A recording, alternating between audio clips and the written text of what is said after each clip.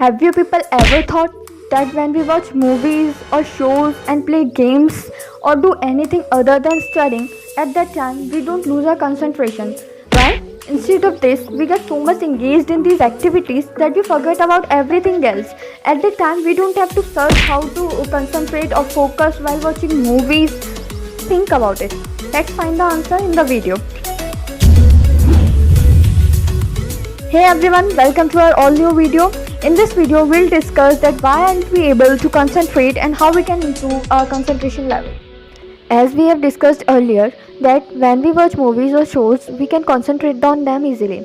That's because when we like something, our brain releases a hormone called dopamine, which gives us feeling of happiness. Slowly, we get addicted to that and we feel like completing the movie or show because it gives us happiness because of dopamine. But when we study or try to focus on something that we don't like or find interesting, we don't feel excited because at that moment our brain doesn't release much dopamine. What we can do is we can make to-do list with checklist and try to complete the task one by one and mark on the completed task. It will give you a feeling of satisfaction of completing the task, and you can also reward yourself with anything you like. It will also give you more happiness and you will be more excited to complete the other task. Now let's talk about the one more thing, that is the Zeigarnik effect. And the basic concept of Zeigarnik effect is it's the nature of human to finish the task that we started. But when we don't finish something, we get into the state of tension that makes us to think about the unfinished task more. The idea is we remember uncompleted tasks or the tasks in which we got interrupted more than the finished task. Due to this, the information of the unfinished task become more accessible and more easily remembered. This effect suggests that students who stop their studies or tasks uncompleted during which they do unrelated activities will remember the tasks better than students who complete study sessions without a break. So take break between your study sessions.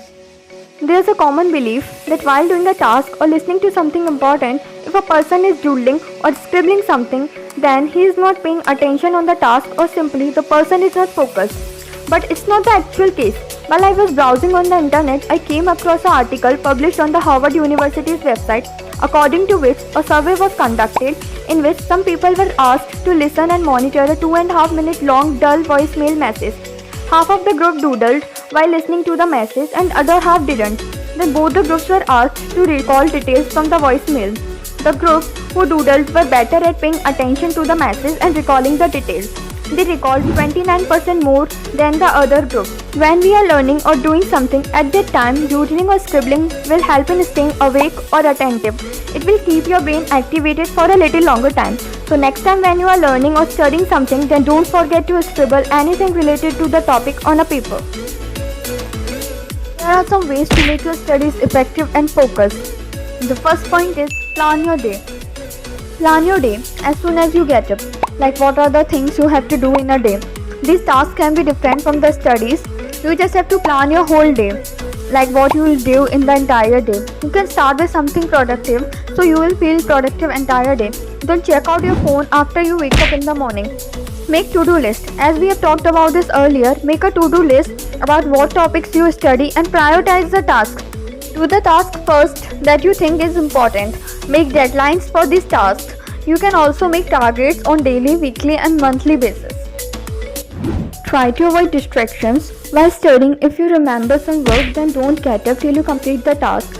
Take a blank sheet, write all the things you remember while studying on it and complete them later.